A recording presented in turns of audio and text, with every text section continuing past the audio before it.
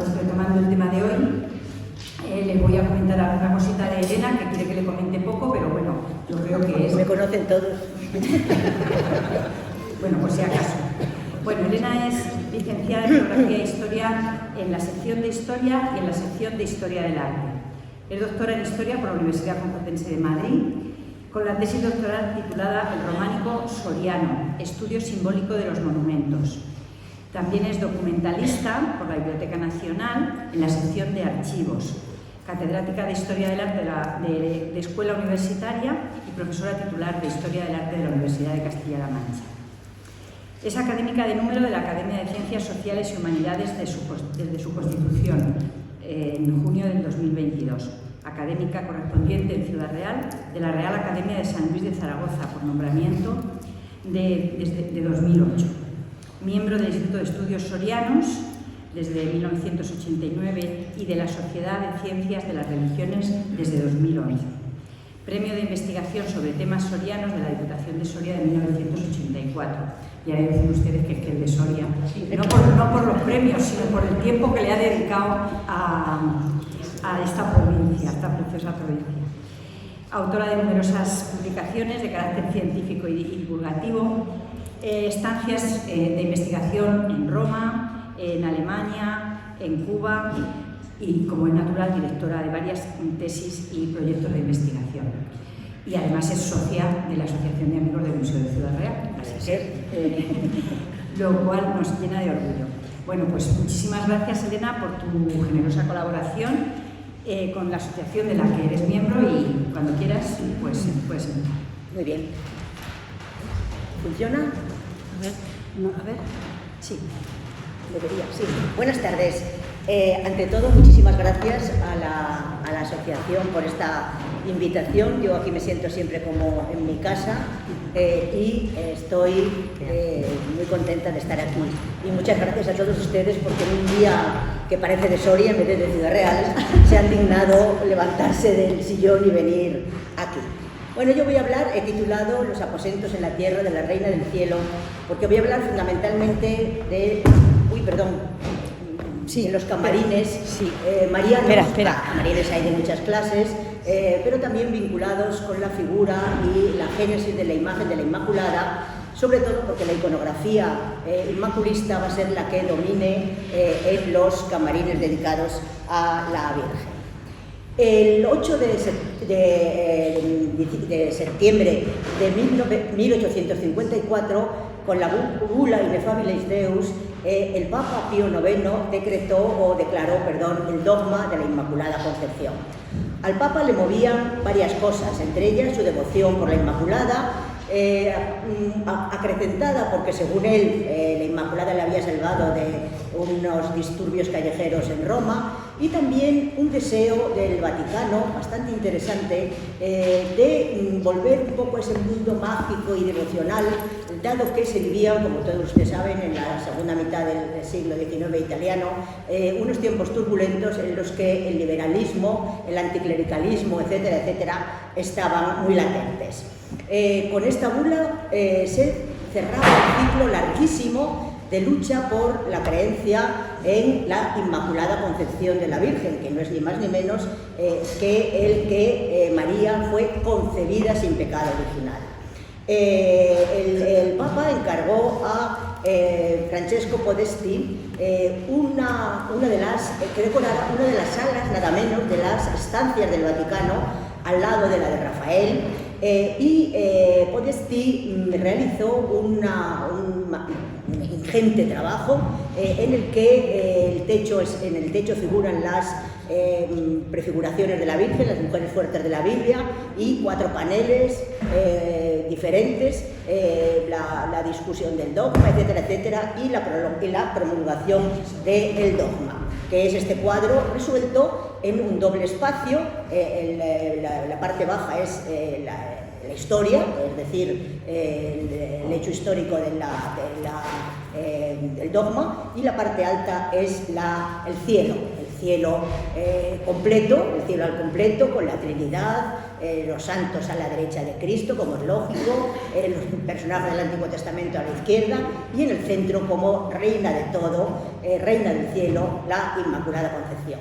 En realidad, es posible que Podestí quisiera emular a Rafael en su estancia anexa en la disputa del sacramento, que también, dos espacios, cielo y tierra, hablaba de otra grande de las creencias de la religión cristiana, el sacramento de la Eucaristía.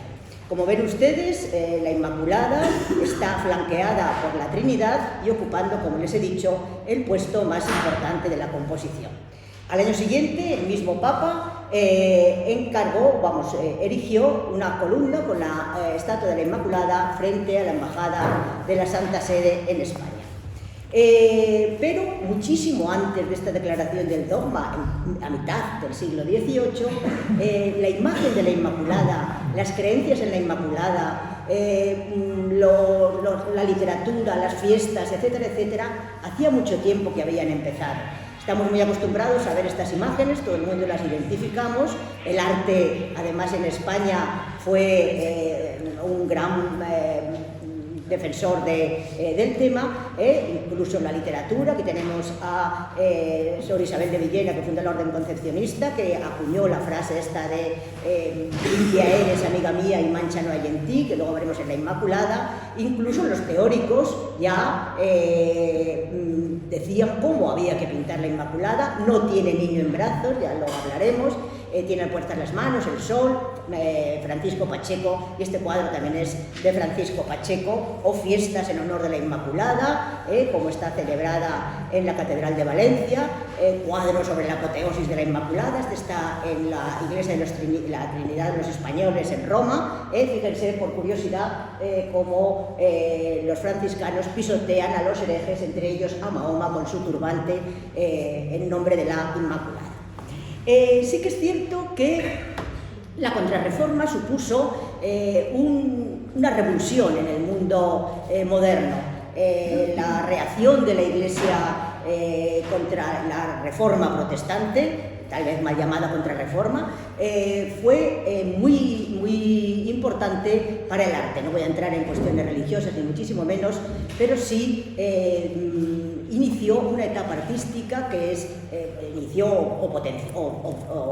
predijo una etapa artística que es el barroco, con unas peculiaridades muy diferentes entre países. A partir de ese momento se separa el arte, los países católicos y los países protestantes. No tienen más que darse una vuelta por Madrid, ir al Museo del Prado y luego exaltarse. La Contrarreforma, entre otras muchas cosas, trajo una revitalización tremenda del culto a María. El culto a la Virgen, que siempre ha estado presente en la Iglesia, pero fue muy evidente.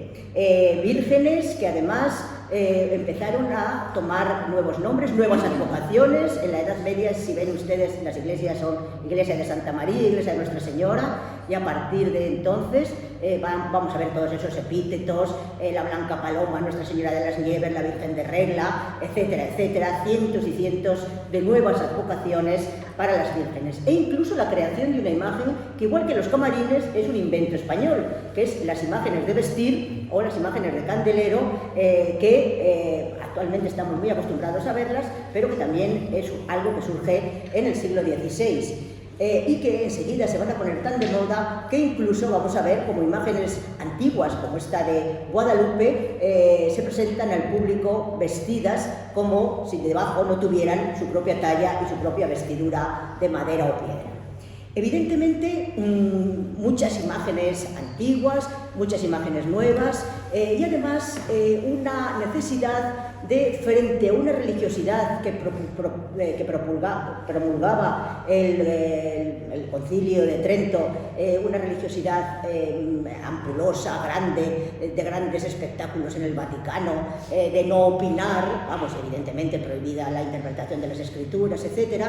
A veces el hombre necesitaba un espacio más íntimo, más recogido, para entrar en contacto con la imagen. Y además para albergar muchas de estas imágenes nuevas y viejas que necesitaban un espacio. Si iban a surgir, había ya, por supuesto, en la Edad Media, santuarios, capillas, dentro de las iglesias, capillas nuevas, oratorios públicos y privados, hornacinas callejeras y, sobre todo, los camarines.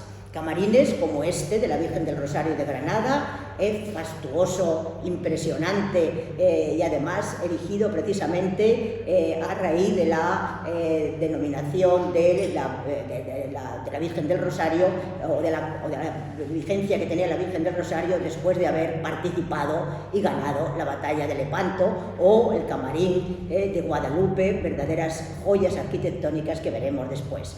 Y este estilo arquitectónico, esta tipología arquitectónica se va a trasladar al Nuevo Mundo. Tenemos, por ejemplo, en México y en otros muchos lugares, camarines incluso, evidentemente, mucho más fastuosos incluso que los españoles.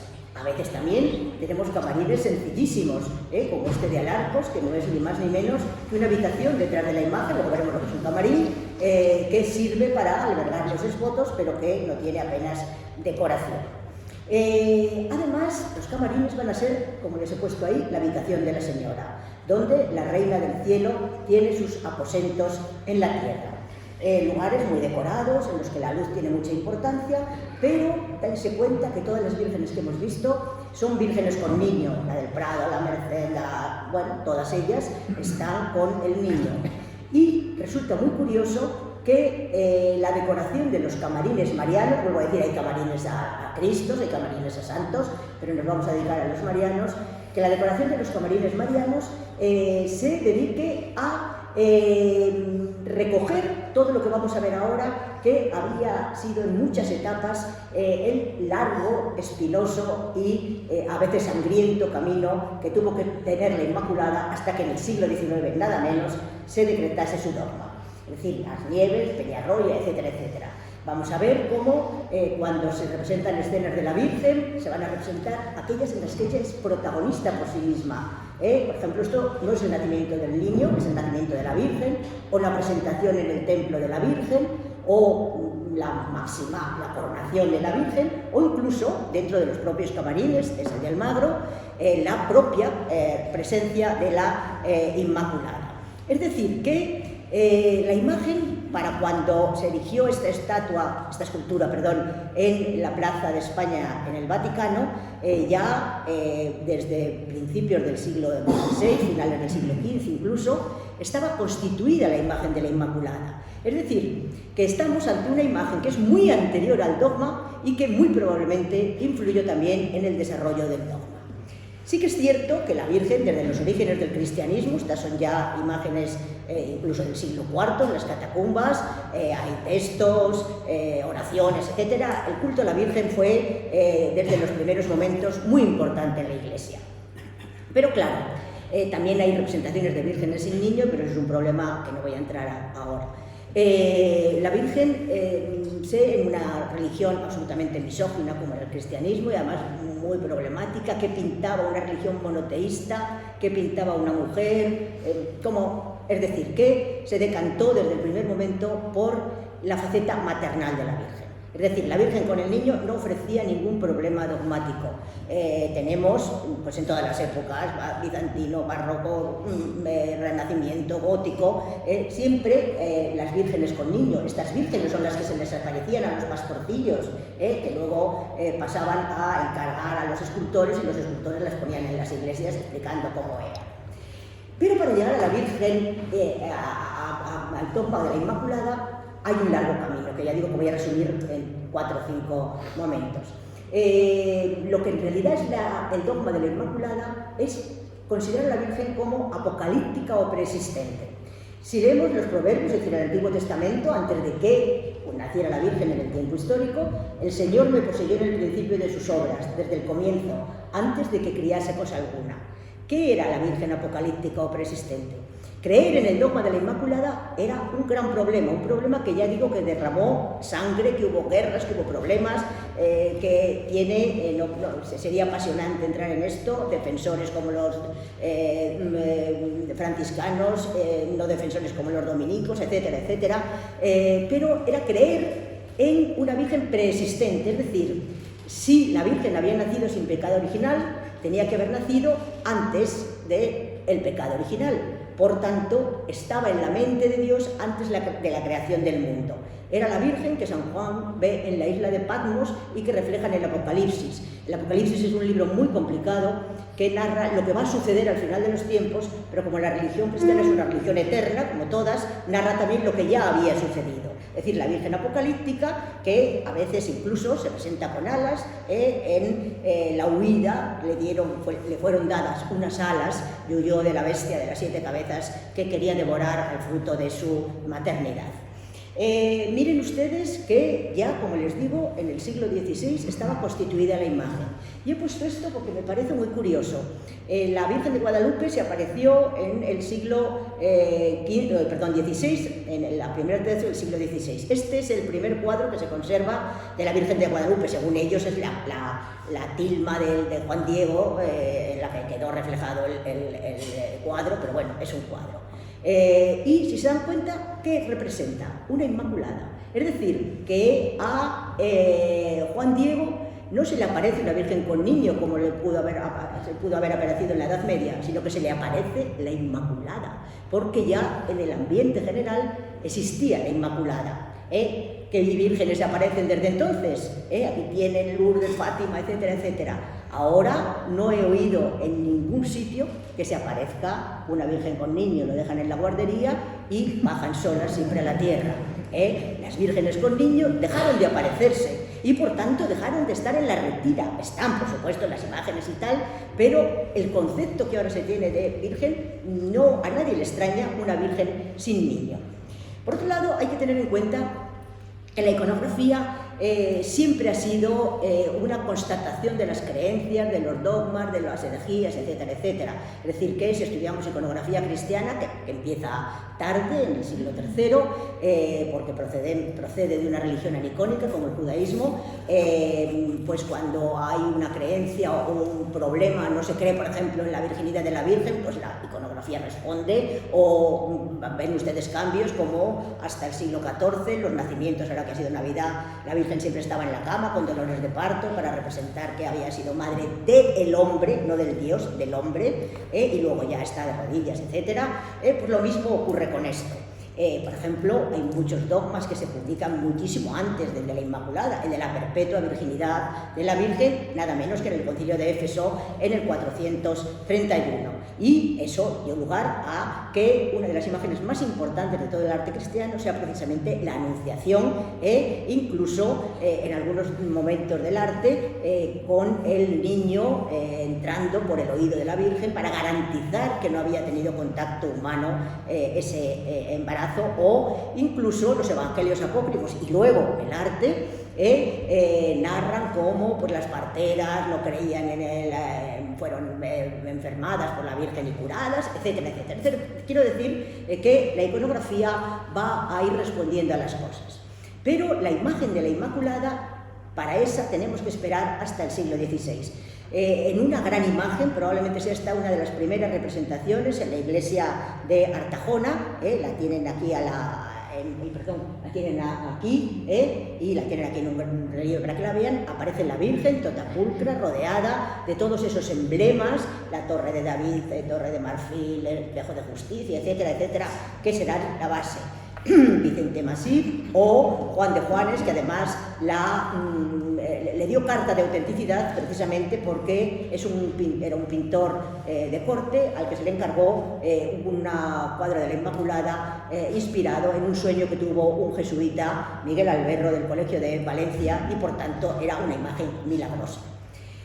¿Dónde podemos buscar los antecedentes de esa Virgen sin niño? Pues evidentemente en los beatos apocalípticos, los beatos mozárabes, que representan muchas veces esta Virgen apocalíptica, que ya la ven, con las estrellas, el sol, la luna, con cuarto creciente, etcétera, etcétera. Y también en el Génesis, una mujer te aplastará la cabeza cuando ya a la Virgen se le añade la serpiente. Miren ustedes, claro, el tema de la Inmaculada planteaba ese problema, la Virgen sin niño, por eso se tardó tanto en llegar a definir esta imagen. Y como ahí ya les digo que hay una lucha de tipo político, devocional, religioso, etcétera, pero por otro lado hay como una corriente a lo largo de toda la historia, desde el cristianismo, en el que ya se empieza a discutir, desde el cristianismo, desde el origen, quiero decir, en el que ya se empieza a discutir si la Virgen es inmaculada o no, si fue concebida o no sin pecado, etcétera, etcétera. Por ejemplo, también en el Concilio de Éfeso se definió como toda santísima. Por otro lado, hay muchas imágenes que van a hacer hincapié en virtudes de la Virgen o en actitudes de la Virgen. Por ejemplo, las alusiones a su genealogía. Se crea una nueva tipología artística que es el árbol de Jetsé. Jetsé era el padre de David, de su tronco salía un árbol en el que estaban todos los patriarcas del Antiguo Testamento. Es la base de nuestros árboles genealógicos, como pueden ver, y bueno, ya lo narra Isaías así: saldrá de la vara de raíz, subirá una flor que es el Señor. San Jerónimo, ya en el cristianismo, interpreta a Isaías y dice que los judíos entienden que el vástago es el Señor, pero los cristianos entienden que es la Virgen, que no tuvo nada añadido. Evidentemente, los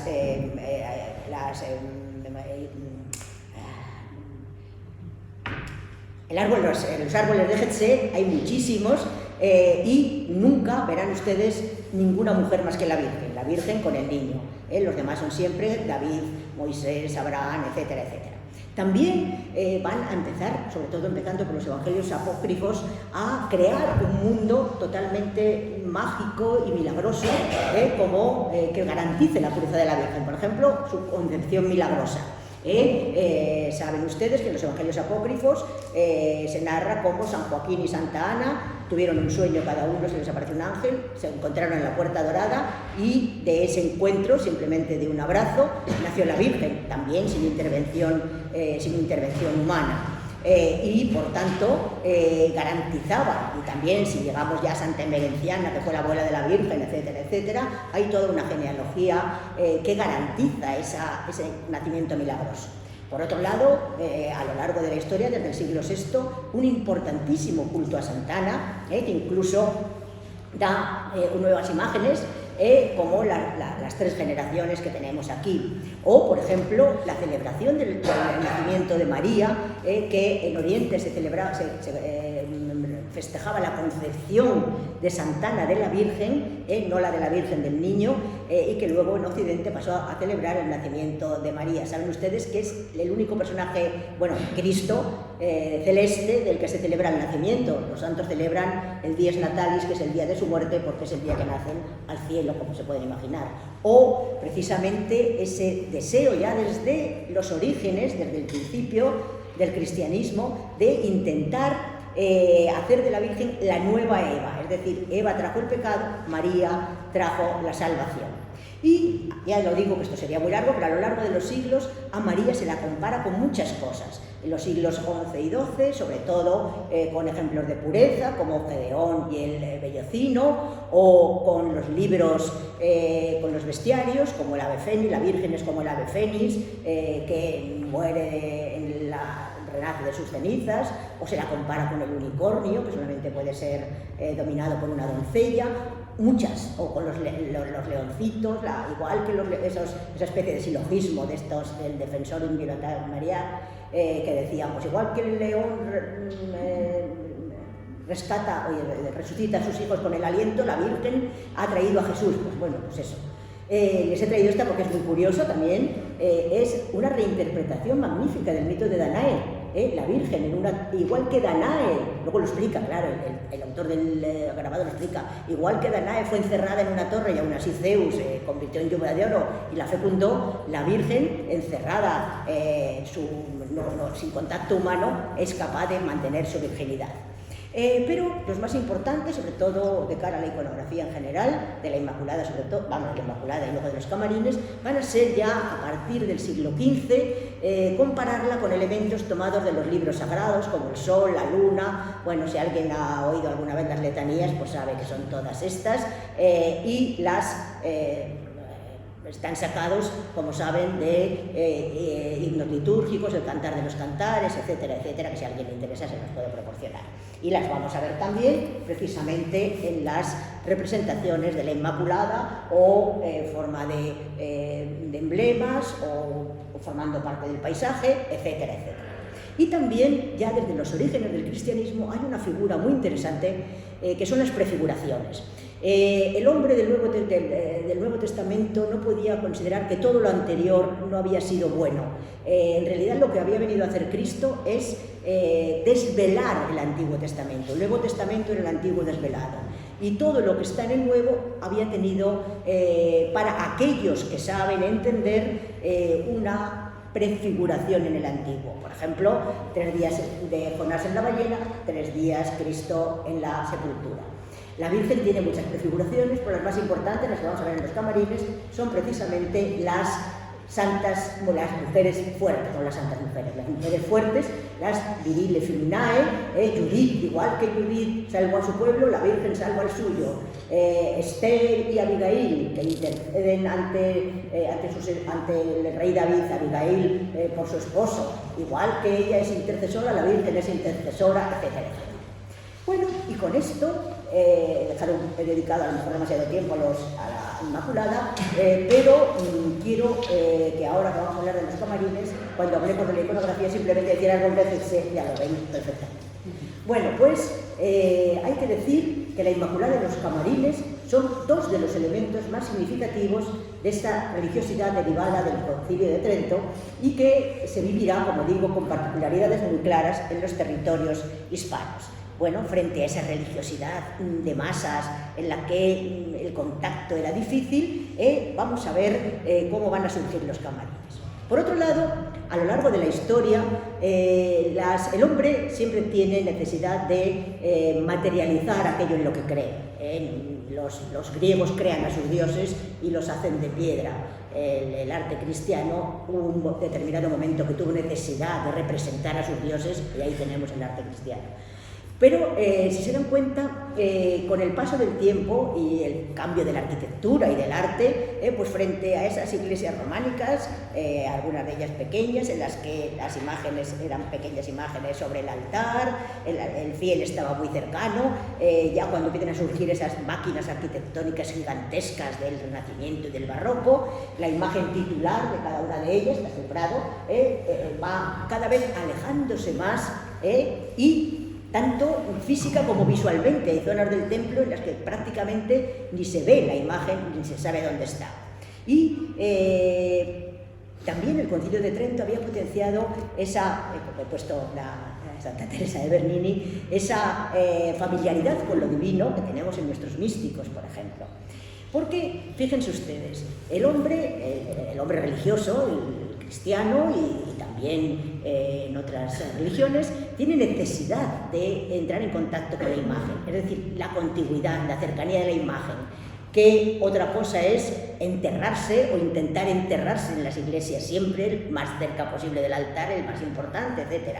Es decir, la cercanía que puede ser por llevar la imagen, por tocar la imagen, por besar la imagen, o por rezar ante la imagen en privado. Este es el Papa Francisco rezando solo en Guadalupe, en el camarín de Guadalupe.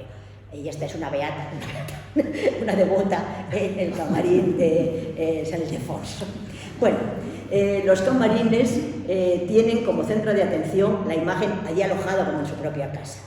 Si se dan cuenta, el camarín es siempre una habitación que está sobreelevada, y eso es muy importante, siempre por encima del pueblo que está abajo.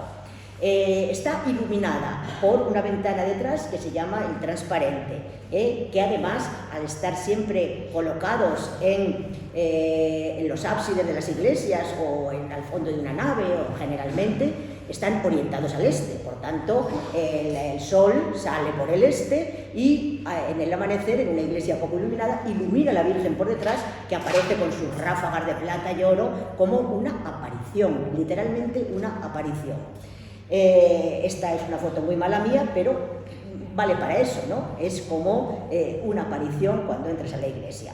Evidentemente el camarín tenía dos funciones, crear esos efectos mágicos y teatrales, pero también la esperanza del contacto. Al camarín no sube todo el mundo, al camarín tiene un acceso muy restringido, ahora sí, porque se visitan, etcétera, pero sí que todos estos fieles que están abajo ven la Virgen y aspiran a poder ir o por lo menos entrar al antecamarín, es decir, que hay esa posibilidad de acercamiento a la imagen en cualquiera de estas iglesias que vemos.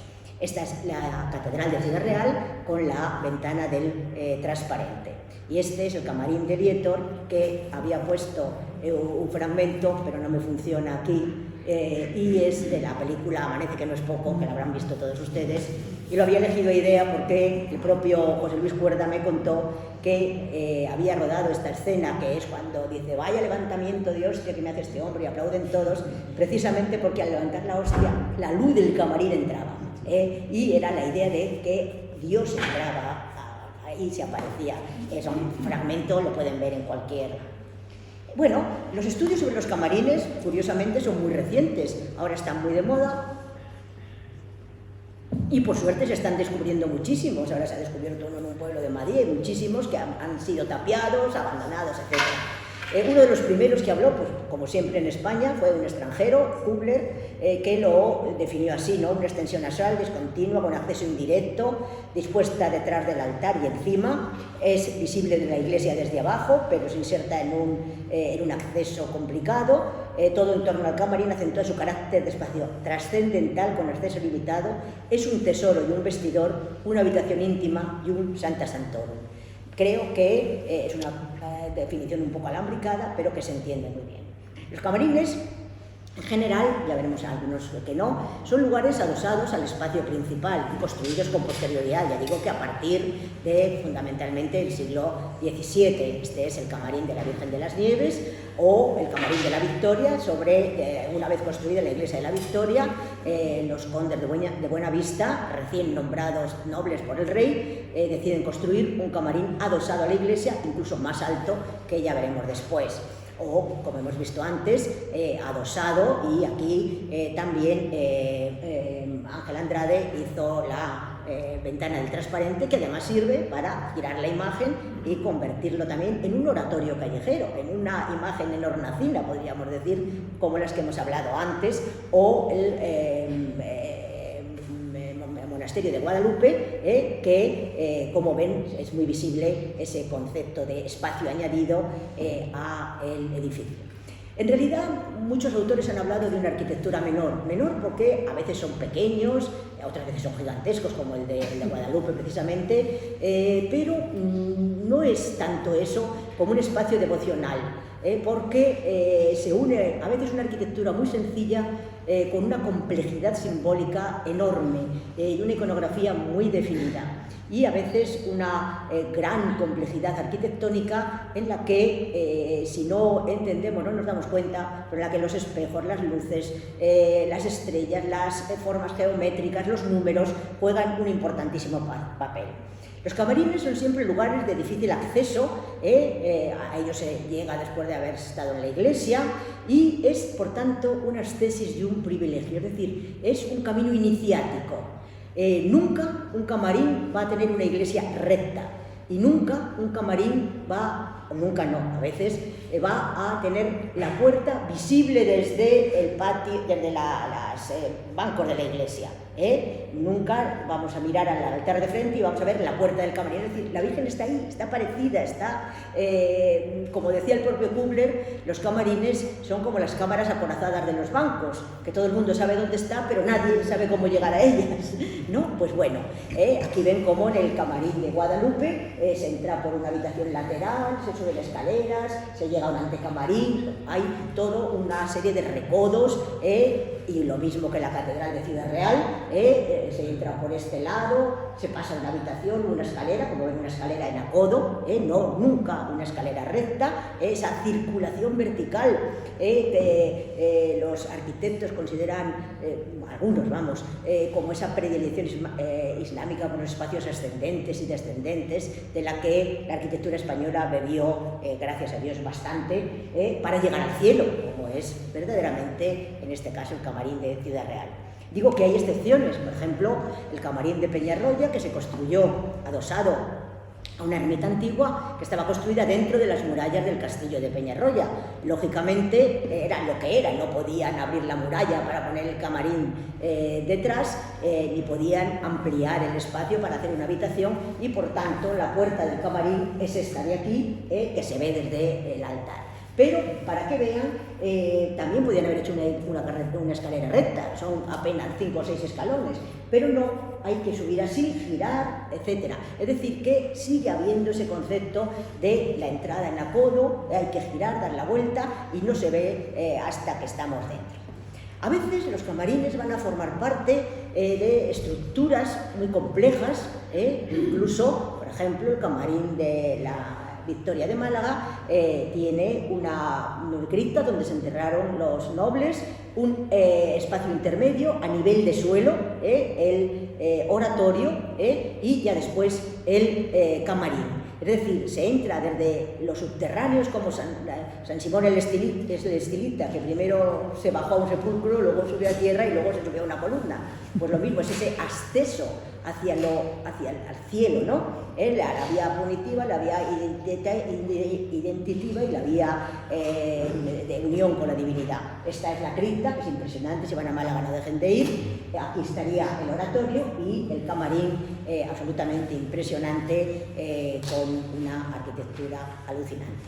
Bueno, pero además de eso, el camarín, por supuesto los aposentos de la Reina del Cielo, es un trasunto de la habitación privada. Pero con una decoración portadora de un gran mensaje simbólico. Dios es luz, todo lo divino, todo lo celeste es luz, la Virgen es luz. Por tanto, este es el camarín de Almagro, y además muchos camarines, y doy la enhorabuena siempre a los cuidadores, están decorados pues como una verdadera habitación. Este es el de Almagro, incluso el antecamarín, no es el antecamarín, es el último tramo de escalera, pero como ven, con la mesa, esa decoración, o este es el de Torre Nueva, o muchos más que podemos ver. Y esta es la habitación, la cámara de María Antonieta en Versalles. Si se dan cuenta, es también un boudoir, una maravilla de decoración, un poco recargada, ¿no?, con estos asientos que ahora puestos así. ¿Pero por qué? Porque la corte entraba al camarín. Se hacían, ya saben que en el barroco muchas cosas de corte se desarrollaban en las habitaciones, además de otras cosas, ¿no? Y ciertamente, si ven ustedes las connotaciones mundanas, ¿quién organiza los camarines? Las diputaciones, los mayordomos de camarín, las camareras de la Virgen. Hasta el léxico está tomado de la vida civil y nos habla de eso, de una habitación donde la Reina del Cielo tiene sus posesiones en la tierra. La palabra camarín es viene del francés. La primera vez que se habla de un camarín, claro, en el Antiguo Testamento es en el Sancta Sanctorum del Templo de Salomón. Pero como habitación privada de los reyes o de los nobles, viene de Francia y la trajo los Felipes, Felipe IV, Felipe V, y incluso Vicente Carducho habla de él, ¿no? Tienen sus altezas una tribuna o camarín donde guardan las joyas, los cuadros, etcétera, etcétera, y esto es una joya. Este es el camarín del Rosario de Granada, y además lo que hay dentro, etcétera, etcétera. Y es un lugar recogido y íntimo, pero también muy rico y lujoso en muchos aspectos. La propia Santa Teresa describe que se vio muy impresionada cuando la duquesa de Alba le enseñó el camarín que tenía ella, donde tenía innumerables imágenes, etcétera, etcétera, y guardaba imágenes. Y esta es el último texto, por supuesto, pero cuando leí este libro de Mario Prat, un italiano que viajó por España en los años 20, hizo una visión de España muy curiosa, dice lo siguiente: el camarín sugiere algo de teatral, Y en ese teatro, que es la Iglesia Católica, el camarín es el escenario y el palco real al mismo tiempo. El camerino está entre el vestuario de la Virgen y la sala del trono. En el momento del espectáculo se levantará el telón y la gran actriz del drama divino aparecerá al balcón de su palacio resplandeciente como un ángel custodio. Les recomiendo que lean este libro porque es la visión de una persona que no es católica, pero que ve evidentemente lo que se pretendía, ¿no? Visto esto, más o menos lo que ha podido quedar claro qué es un camarín, vamos a ver qué tipos de camarines hay.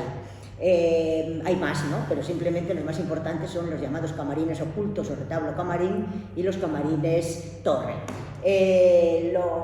Podemos buscar los antecedentes de los camarines en las capillas, muchas cosas, pero hay un antecedente bastante interesante que agradezco a Enrique Herrera su ayuda, que un camarín, un antecedente, que es la capilla sacramental de la Basílica del Escorial. No es un camarín, pero sí que tiene muchas de las cosas que luego van a ser importantes en los camarines. Ya en el siglo siguiente, por supuesto. Es un tabernáculo, no es una imagen, pero es la esencia de la cristiandad. Pero fíjense ustedes cómo está resuelto.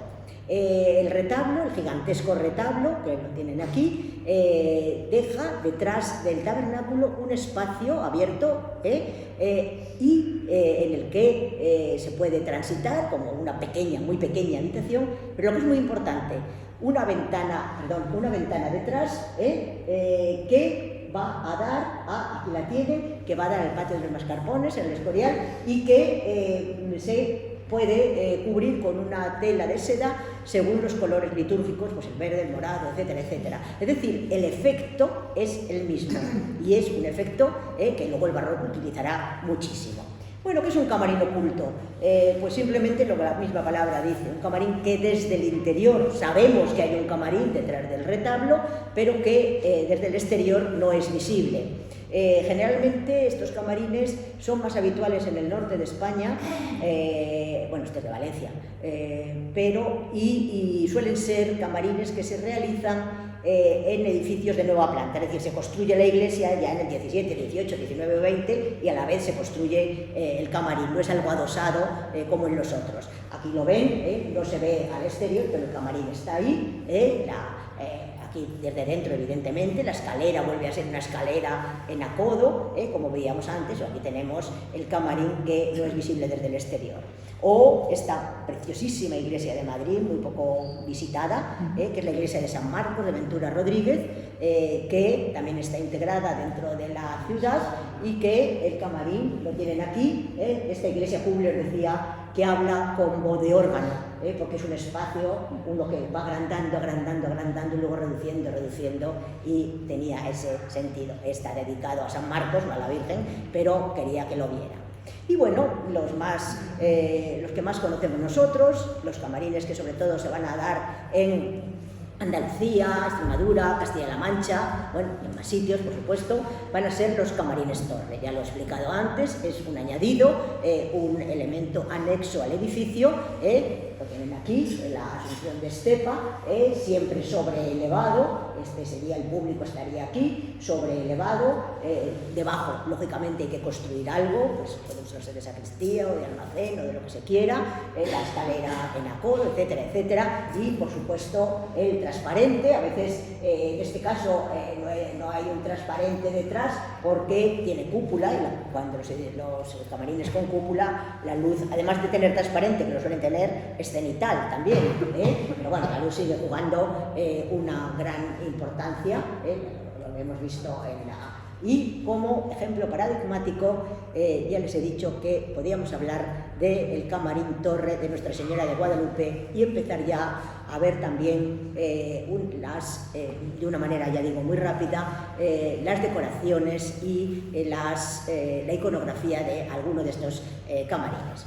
Tienen ustedes la vista aérea del monasterio de Guadalupe, es un monasterio pagado por un monasterio con mucho dinero, pertenecía a la orden de los Jerónimos, una orden muy vinculada a la monarquía, y bueno, se construye el camarín, que verdaderamente es una fuente inagotable de arquitectura y de escultura y pintura, bueno, y todo lo que quieran decir. Si ven ustedes, podríamos hablar ahora de todo lo que son las veneras. Las veneras siempre van a estar asociadas a la Virgen, como a la nueva Venus, y además porque nace del mar, es la pureza absoluta, y vamos a ver cómo precisamente va a estar decorado con nada más y nada menos que con 9 lienzos pintados por Luca Giordano en torno al 1698.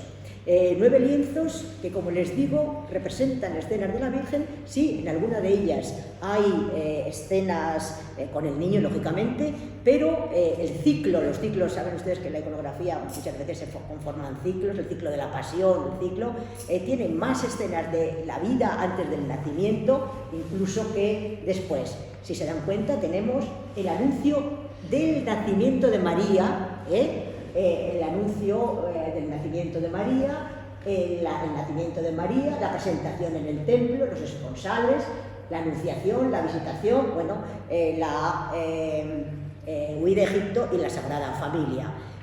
Y la última de las 9 lienzos, evidentemente la Asunción de María, la exaltación total de la Virgen, ya lo ven ustedes, vestida también con el manto azul de la Inmaculada. Pero aquí es donde también tenemos uno de esos elementos que les decía que habían ido a lo largo del tiempo configurando a la gente, la devoción, la idea de la Inmaculada Concepción de María. Estas prefiguraciones que están en hornacinas, magníficas, y que las vamos a ver muchísimo en los camarines. Es un tema muy interesante, además es un tema que, por ejemplo, uno de los primeros recintos decorados es un palacio de un Calatravo en el puerto de Santa María, que no trae las fotos, que también representa a algunas de las mujeres viriles, y que todas ellas tenían alguna de las cualidades de la Virgen. Por ejemplo, María de Aarón, la hermana de Moisés, que es la única virgen como la Virgen, las demás son todas mujeres casadas, que entra al Nilo cantando el Magnificat, el himno dedicado a María, que arenga al pueblo como la Virgen. Débora, la jueza de Israel, que antecede a la Virgen en el sentido de la justicia. Es decir, cada uno tiene unas virtudes que adornan a la Virgen y que van a ser Judith, Esther, Abigail, saben que se presenta Esther se presenta ante el rey Asuero, su esposo, para interceder por los judíos, igual que la Virgen es intermediaria. La Virgen en realidad a Dios Padre no se le pide todo a través de la Virgen o a través de Cristo o a través de los santos. Y evidentemente, como les digo, voy a hacer un poco mezclando camarines. Aquí tenemos esas representaciones de las mujeres fuertes en nuestro camarín precioso de Peñarroya. Tenemos a Abigail, arrodillada ante el rey David, Judith, y tenemos a Esther. Y aquí hago hincapié en un detalle. La historia, como les he dicho, Esther estaba casada con un rey pagano, Asuero. El primer ministro de Asuero, que lo tenemos aquí colgando de la horca, quería matar a los judíos, y ella intercede por su pueblo. Y el rey con el cetro le está tocando la cabeza, porque la corte de Asuero, cuando una persona entraba al recinto del rey sin ser invitado previamente, era condenado a muerte instantáneamente. Entonces el rey con la varita la exime de la norma, igual que la Virgen está eximida del pecado original. Va a ser un referente muy continuo en literatura, en todo. O tenemos en Torrenueva, mucho más populares, pero muy interesantes también, estas representaciones de Débora y Lili, o Joaquín y Esther, etcétera, etcétera, que van a formar parte de todo un programa iconográfico que no me da tiempo a explicar, pero para que vean ustedes cómo está completándose. Y bueno, otro de los elementos que decía que habían llegado a configurar esa idea de la Virgen a lo largo del tiempo se van a resumir en las letanías marianas, y tenemos muchos ejemplos. La verdad es que elementos de las letanías están absolutamente en todos los camarines, pero tenemos aquí el camarín de Alcázar de San Juan. Es el único camarín con planta centralizada, con cúpula, aquí en Ciudad Real, quiero decir, con una decoración de yeserías muy a la andaluza, es muy curioso, muy interesante. Aquí tienen ustedes la Virgen, detrás está el transparente, pero también tiene luz cenital. Además una azulejería magnífica en la que están representadas las veneras, las rosas de Jericó, bueno, pues todos estos emblemas de la Virgen, incluso la fuente de vida, el ciprés, la palmera, bueno, todos los elementos de las letanías, pero en la cúpula vamos a ver cómo cada uno de los nervios va a tener una, no todas, de las letanías. Por ejemplo, en este caso, el sol y la luna, del Cantar de los Cantares, o el cedro del Líbano y el ciprés de los montes. Es decir, que de una manera o de otra, a veces las llevan los angelitos, a veces aparecen solas, aparecen de mil maneras. Y bueno, he elegido, ya para no cansarles mucho, hacer un recorrido completo por un santuario. Podía haber elegido otros, pero he elegido el de Santa Cruz de Mudela. Por varias cosas, porque a lo mejor es menos conocido, espero que no, porque es un ejemplo magnífico de estos santuarios en los que se mezcla todo lo religioso, lo profano, lo mercantil, lo lúdico, la fiesta, la plaza de toros, como ya saben, etcétera, etcétera, las habitaciones para acompañar a la Virgen, y además porque tiene uno de los conjuntos de frescos más notables de tema religioso de la provincia, con bastante vinculación con el Palacio del Viso del Marqués. Aquí vemos muy bien en esta foto aérea cómo era una ermita antigua, muy sencilla, como ven, con cubierta de madera, a la que en el momento de la Contrarreforma, con ese deseo de crear espacios, porque además los espacios se pueden crear en la arquitectura en el suelo o en el vuelo, un espacio que de repente le ponen una enorme cúpula, es un espacio diferente. No sé si ustedes han ido en Toledo al transparente, el suelo es el mismo, es la girola que gira todo, pero si te ponen el ojo transparente estás como si estuvieras en otra habitación. La arquitectura hay que sentirla, es un elemento existencial, hay que sentirla, si no, da igual el suelo que el vuelo, ¿no? Bueno, pues le pusieron este chapitel enorme con una cúpula, una plaza de toros, aquí ven cómo la iglesia estaba, el acceso al presbiterio, y la cúpula diseñada por Fray Francisco de San José, que cubría este presbiterio. Voy a empezar por el presbiterio, no es el camarín, pero es muy interesante. Bueno, antes de empezar el presbiterio, perdón, quería enseñarles, porque esto es la representación de un cielo contrarreformista, con estas balaustradas en el que están todos los personajes, San Miguel matando al dragón, la Inmaculada, todos los angelitos que, como ven, llevan las letanías, los emblemas de la Virgen, el arca de la alianza, la palma, etcétera, etcétera, y quería que vieran también en Torrenueva, muy cerca de Santa Cruz de Mudela, una iglesia mucho más popular, pero muy interesante, un camarín del que hemos visto antes, las mujeres fuertes, en el que también se hace arquitectónicamente con mucha menos calidad, se hace una cúpula con el cielo contrarreformista. Pero es tan interesante que refleja por un lado y por otro, por un lado la parte de la tierra, con la representación del santuario y la Virgen llevada en procesión y las tiendas donde los fieles van a pasar unos días, y por el otro lado el cielo contrarreformista, en el que están pues la Virgen, Dios Padre, la Trinidad, etcétera, etcétera. Y curiosamente la Virgen de la Cabeza es la Virgen de la Cabeza y el santuario es el santuario de la Cabeza.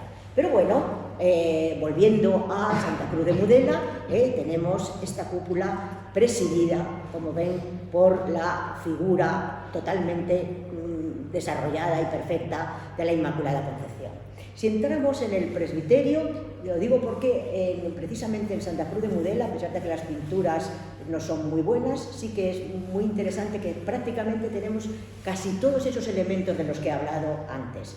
En el presbiterio vamos a tener 4 pechinas y una serie de arcos con decoración. En las pechinas, bueno, están representados escenas de la vida de la Virgen, el desposorio, el nacimiento, la adoración y la huida de Egipto, pero me interesan sobre todo los arcos que sustentan la cúpula.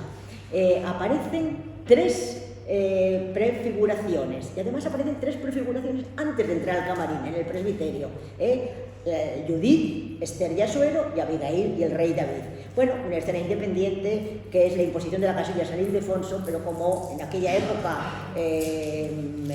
pertenecía al arzobispado de Toledo, había a partir de una ordenanza de Toledo que poner, igual que aquí en el retablo de la catedral, no sé si se han fijado, que hay un ciclo de la Virgen, el nacimiento, no sé qué, no sé cuántos, y de repente la casilla de San Ildefonso que no pinta nada, pero es porque pertenecíamos al obispado de Toledo. Bueno, aquí tienen las 3 escenas de las prefiguraciones. El camarín fue construido y pintado en el 1699. Aquí ven ustedes el altar mayor, la entrada está por este lado, es decir, que no se ve desde los bancos de la iglesia, y si entramos al camarín, como les digo, la calidad es innegable, es decir, toda la pintura con trampantojos magníficos, falsos mármoles, por ejemplo, esta es justo en la entrada la representación de una ventana abierta que es pintada, un trompe verdaderamente bello. También está la inscripción que habla de los donantes o los mecenas que pagaron la decoración del camarín, y bueno, la escalera, el tramo de escalera, la escalera que se inicia aquí y luego va a girar como todas ellas.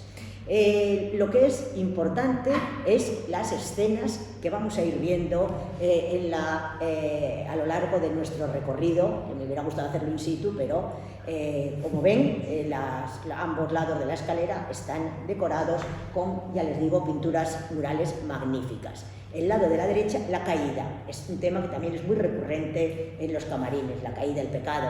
Precisamente la Virgen es la nueva Eva, contra Eva que trajo el pecado, la Virgen trae con el pecado de Adán y Eva, y estos animales del paraíso, el elefante con una trompa gigante, probablemente no hubiera visto nunca, un avestruz, los pájaros muy bien definidos, etcétera, etcétera, es decir, una escena tradicional y muy común.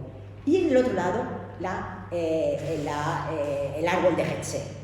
Un árbol de Getsé muy curioso, porque en general suelen ser así, saliendo del costado, a veces sale de la oreja, a veces sale del corazón, con todas estas, los padres de los patriarcas, David con la arpa y la Virgen al final, pero en este caso es un árbol que va en cada una de sus ramas teniendo a estos patriarcas. Aquí tenemos a Jacob y la aparición de Mambré, Salomón, Tobías y el Espíritu, son muy interesantes, y el rey David tocando el arpa. Siempre aparecen David y Salomón, aparecen siempre.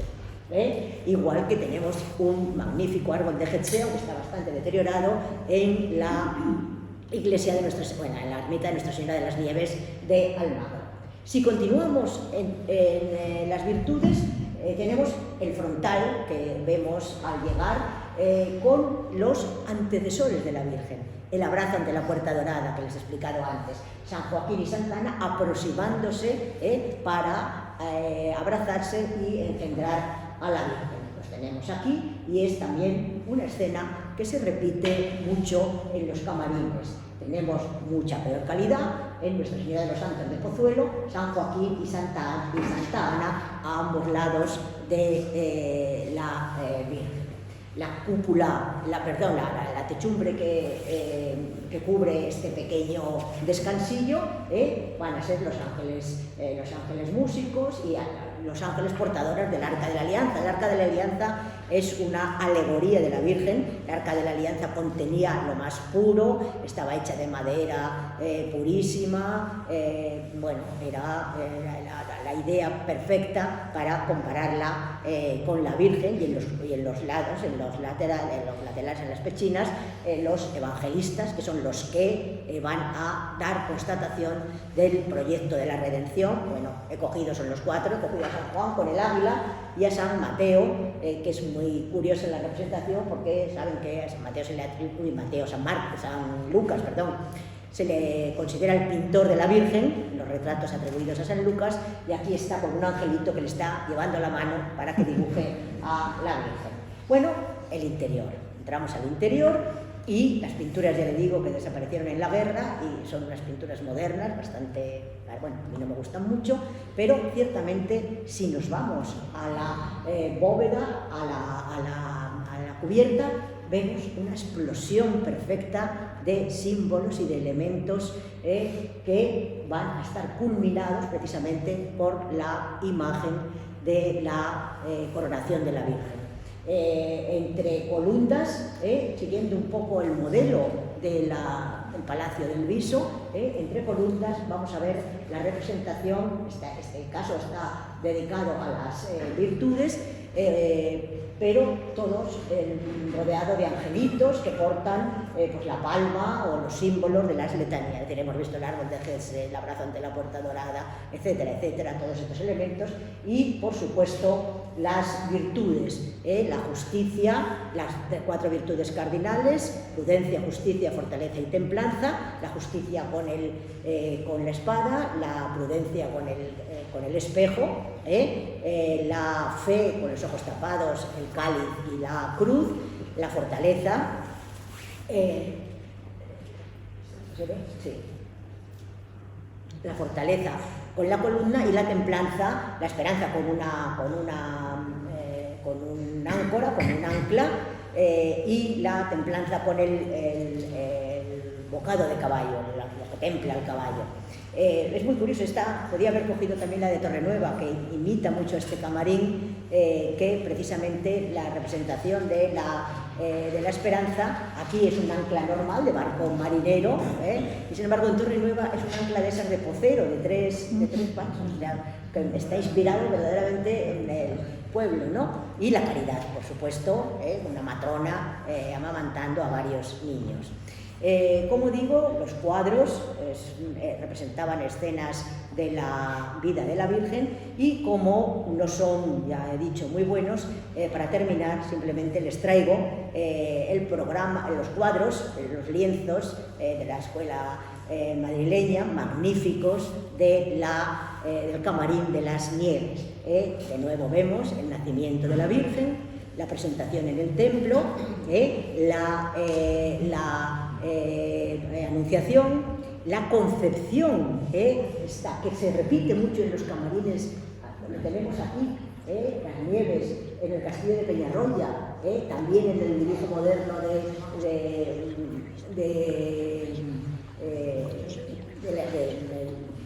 las virtudes, y la presentación en el templo del niño, que se asocia con la Candelaria, las candelas.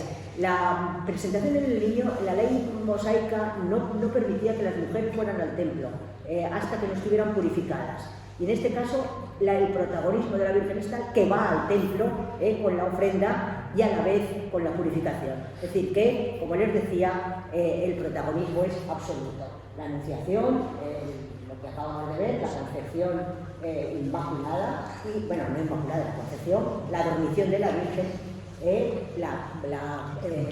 la techumbre con la Asunción y, por supuesto, y termino con esta imagen, la Inmaculada Concepción en la puerta, al lado de la puerta del camarín de Nuestra Señora de las Nieves de Almagro. Muchas gracias.